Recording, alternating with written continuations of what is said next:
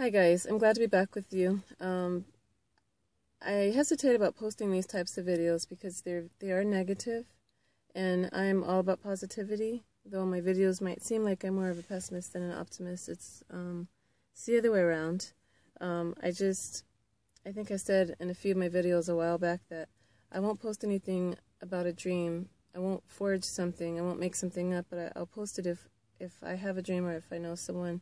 I've heard something, someone close to me has had a dream, but I'm not going to just post for the sake of just posting. And I haven't had a lot of time lately to post, but I'll just jump right in. This is why I feel more compelled than not compelled to post it, because two of my children last week both had dreams about an earthquake, and I think it's pretty significant enough to warrant sharing, with others. I think it all just goes along with preparation, which I'll talk about, towards the end of the video, but I'm going to hop right in. My daughter woke up last week. She's 6 years old, and she was telling me, "Mommy, I had two scary dreams last week." And I said, "Well, what did you dream? Or what did you see?" And she said that we were on the freeway and the car started to go up in the air. And I said, "You mean fly in the air?" And she said, "No, we weren't flying." She said it started to go up like this, and then she said it was going down, it was going up and down. I said, "Well, were we having fun? Were we saying we and, laughing?" She said, "No, Mommy, it was scary." She said we all were screaming because it was very scary. And she said after the car started going up and down like this, then it started to go sideways, kind of like that, like a snake. And then I said, "Well, did it go on for a long time?" And she said, "Yes." And it's hard to say, well, was it a minute or a few seconds, because she's 6 years old and she's still learning time, and, that's her reference as far as time is concerned, is still being developed. But she said it was a long time, and sometimes when you're in an earthquake, it can feel like an eternity, even though it's a few seconds. I've been in too many to know. I've been born and raised here in California, but Southern California. But she said after a while it stopped, and I said, "Well, did it happen close to home?" And she said, "No, not really." But she said we drove on the freeway. And I said, were the roads broken? That's the way I tried to put it in her terms. And she said, "No, they didn't break, or the one that we were on didn't break," and that. She said we continued on the freeway till we got off of our exit and we made it home okay. But I thought it was pretty interesting because here she's 6 years old, and she didn't say, it was an earthquake, but she basically described an earthquake. It was going up and down and then sideways. And what's interesting about her dream is I've studied geology. I'm not a geologist, but I have studied it, and I just kind of research it in my pastime, or not my pastime. Any little spare time that I get. I'm kind of like a geology nerd like that. And I've learned that there's different types of earthquake faults, and most notably the strike slip faults and then the thrust faults. And thrust faults, you have blind thrust faults, which you can't see. There's no surface rupture, there's no cracks, so you can't tell that the fault is there. But there are other ways that scientists can detect that they're there. And at Los Angeles, it's on a blind thrust type of a fault. And those types of faults have vertical movement, the up and down movement. Now, strike slip faults have horizontal movement, and the San Andreas fault is an example of that one.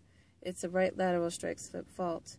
And I was just reading last week, I took my oldest daughter, I didn't take her, but I went with her on her field trip, class field trip, and they went up to an area called Apple Valley, which is considered in the high desert area of Southern California.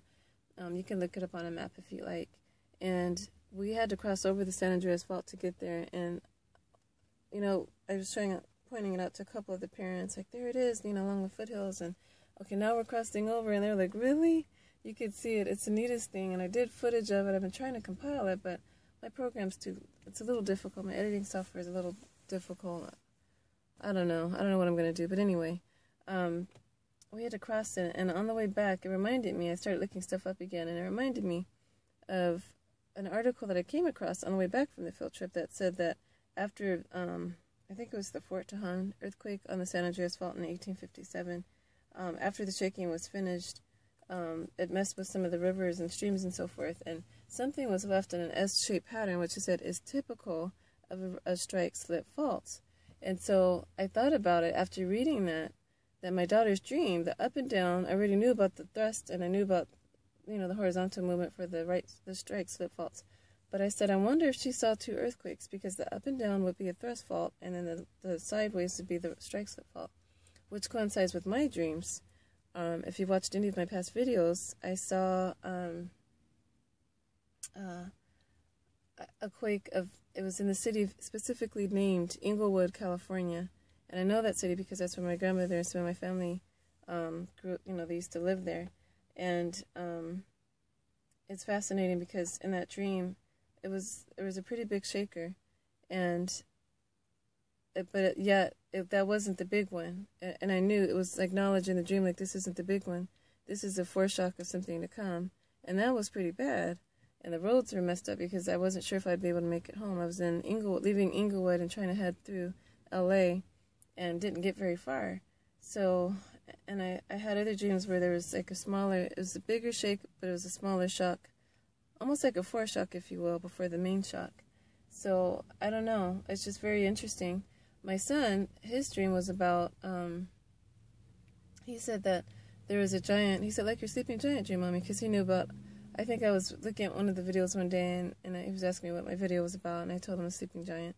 So I wasn't mentioning sleeping giant, we weren't talking about this. That dream I posted like 2 years ago, I think, right before my son had cancer, was diagnosed with cancer. But he said, Mommy, the giant, like in your sleeping giant dream, he said he woke up and he was stretching, and he said he yawned, and then he came and he looked into our window, and after he looked into our window, the ground started to shake. But before that, he said that my mom has dementia. She came out of her bedroom. She looked downstairs to see if anybody was in the living room, and nobody was there. So she went back into her room, and he said she put her hands up like this, her arms up like she was going to fly, and she went up to heaven. She died and went up to heaven.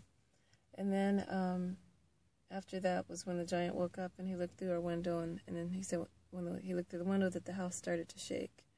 And after the house started to shake, he said I grabbed their jackets. He and my girls, they grabbed their jackets and said, come on, we have to move now. We grabbed what we could.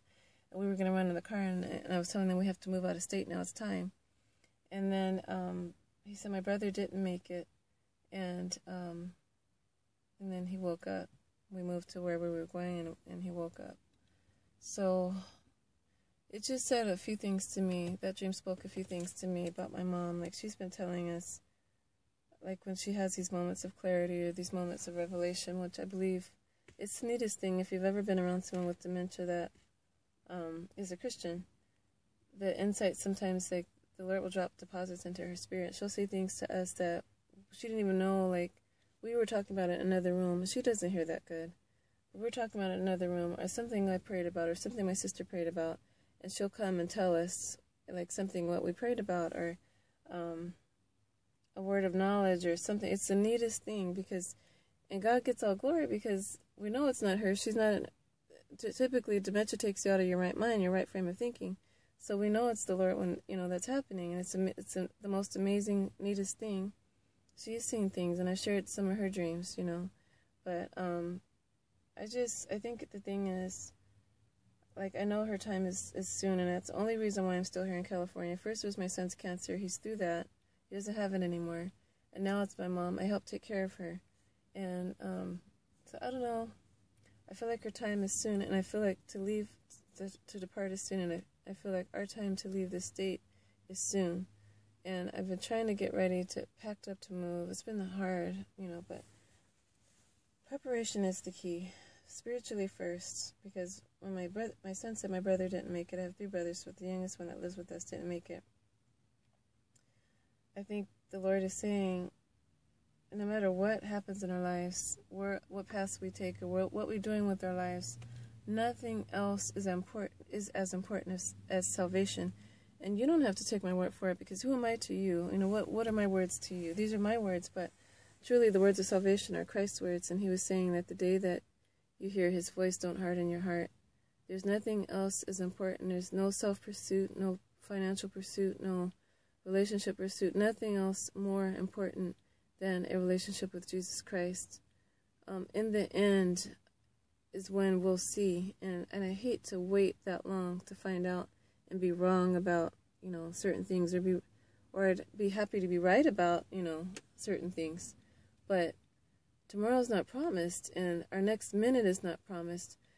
I'm in my car. There's no guarantee I'll make it out of my car in the next few minutes. And again, I'm not being pessimistic. I'm being realistic, because eternity is a lot longer than this life. This life is but a breath. It's but a vapor. I learned that all too well. Even more so when when my son was in the hospital, and to see kids dying. I've never seen a child in a coffin before until 2 years ago, or no, a year ago, a little over a year ago, and I never want to see that sight again. But that taught me about the brevity of life, teenagers dying, young adults dying, not just old elderly, and that's, I think, what has kind of helped to wake me up and shape my thoughts that eternity is real, and we really need to start thinking about it. And whether we make it in an earthquake, whether we make it, survive, or if we pass from a heart attack, or like my father did, or that's kind of when things kind of turned my world upside down, and I learned that. Not that I didn't learn that, I didn't know that, but, we think we're going to live forever, and we're not. These bodies, we break down, they're wearing and tearing down every day. And say we do make it through these things, like the earthquake, water is essential. You need water, we need food, but water more than anything.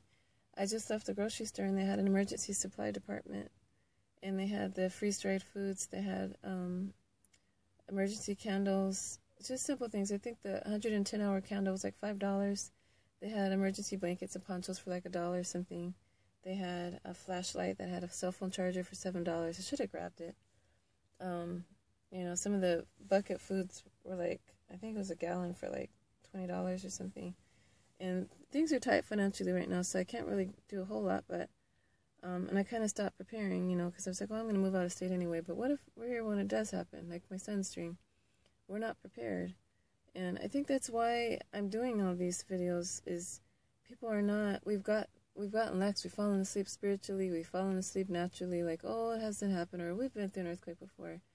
But from what I've been finding out, this one's going to be a doozy, because that southern San Andreas has not released stress in over 300 years. And the scary part is, the part that did go off last, 1857, those quakes, I just realized this a couple days ago, those quakes go off every 150 years or so. We're over 150 years for that one. I think maybe like 10 years overdue for that one. So that's 2 segments that could go off at once, and that's not going to be pretty. I'm going to try to come back and do another video because I got to see it again when I just went through the Cajon Pass for my daughter's field trip, and I saw the power lines. I saw where the natural gas pipelines are.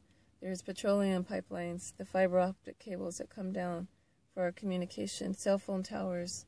And I have to see exactly where the cell phone towers are. I know there's others, but I have to see if there's some that come through the Cajon Pass. I wouldn't be surprised if there were. If there were not some major ones there. The California aqueduct, and not just the aqueduct, but I found out there are other reservoirs that supply some of Southern California's drinking water, more notably in the Inland Empire area. Those are right near the San Andreas Fault, so any shifting of the ground, pipes are going to break, and, there goes our groundwater, our drinking water supply. So these are serious things that we need to take into consideration. The time of burying our heads in the sand is over. Somebody needs to take action, and if you're the one that listens for your family, do it. People are going to call you crazy. They're going to laugh at you. I'm going to get some thumbs down because, I know people don't want to hear anything negative, and if this is too much for you, please don't watch any more of these videos, because this is for the ones that want to hear. And I don't want anybody trying to take their lives or their family's lives because, oh, it's the end. I'm not saying that for that. There is hope in the midst of any type of trial and adversity. And I hope that message comes across too. I need to speak more about that. But anyhow, I'm going to cut it off. I'm going in at almost 14 minutes now. But God bless you guys. Please consider what I've said to you today. Most notably the salvation part, please. I urge you, I implore you to listen and take action about that today. God bless you. Peace be unto you. I'm going to go in my house here, take a bite to eat, and try to get some editing done if I can. I really want to get that footage out to you guys so you can see exactly what I'm talking about. All right. God bless you, and thanks for taking the time to listen.